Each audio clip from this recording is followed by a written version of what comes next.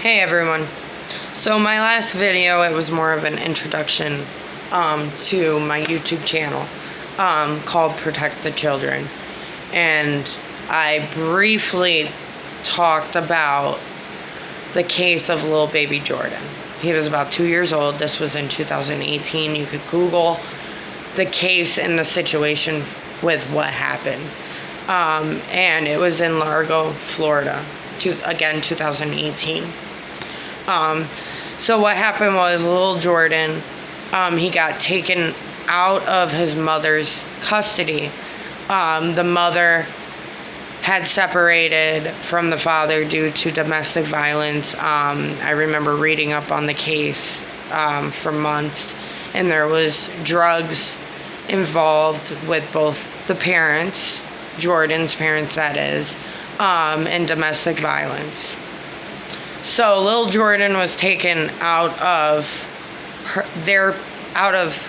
his parents' custody and ended up being placed into a foster home. And the foster parents actually wanted to adopt little Jordan. Well, due to the fact that it's a mother state, Florida is a mother state just like every other state, and the policies that foster care as well as CPI, DCF, each state has, their own terminology, child protective services, whatever you want to call it. So they placed the little Jordan back in with his mother's care because she showed that, she could take on caring for her child. It may take a mother, a woman, to give birth, but that does not mean she is equipped to being a mother. A lot of it has to do with lack of coping mechanisms, the way society is, whatnot. So here's how the story goes. So little Jordan was placed into his mother's care, and about a month later, she called the police and stated that a man had kidnapped little Jordan and she was raped, X, Y, and Z.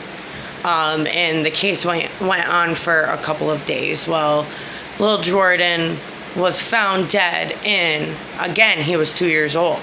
He was found dead in Largo Park. And the ironic thing that this mother did was she gave a description of a man that resembled herself.